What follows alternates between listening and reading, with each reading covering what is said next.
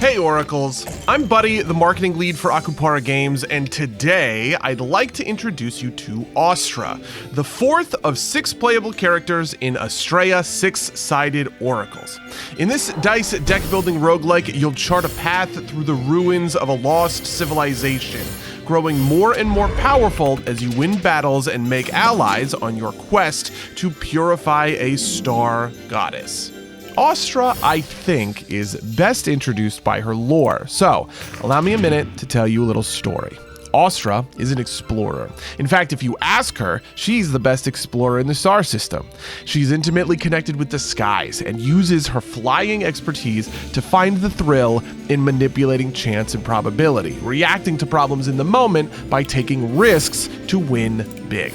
In other words, Austra loves to take a good bet and manipulate probabilities to make sure that, she's always lucky.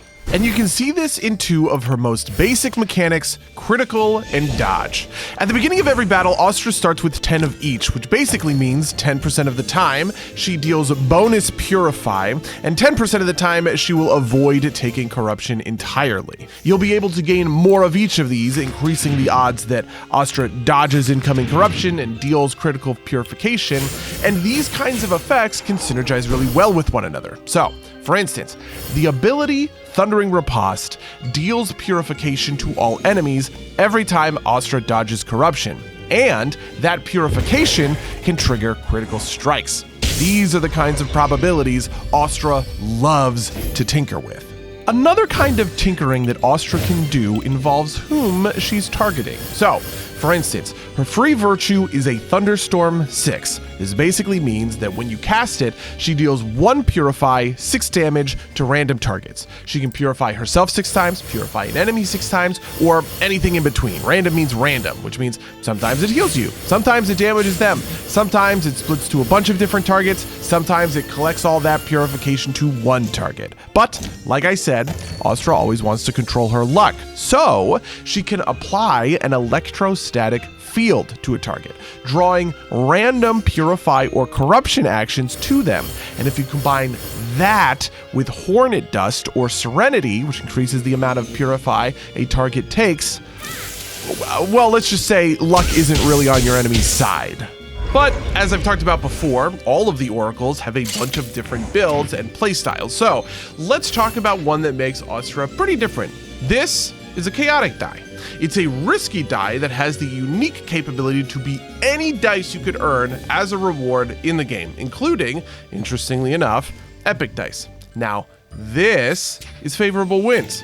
Maybe you can see where I'm going with this. Favorable wins increases the chance that when you draw chaotic dice, they will become epic dice. And in case this point isn't super clear, epic dice are super powerful. Most of the time, you'll only get 3 or 4 in an entire run. This kind of build allows you to draw like 12 over the course of a single battle, especially if you take advantage of Wind Guide, an ability that Austra has that allows her to draw chaotic dice directly. In fact, there are star blessings that key into this as well, one of which replaces your reroll virtue with a Wind Glide virtue that allows you to draw chaotic dice as many times as you can trigger it. It takes some time for you to build up your favorable wins to maximum, but when you do, it's pretty insane how powerful this build can be.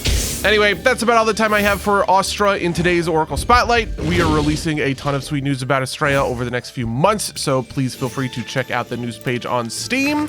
If you'd like to learn more about Astrea and Austra's carefree curiosity, please feel free to wishlist us on Steam. Otherwise, I hope you're having a wonderful day. Cheers.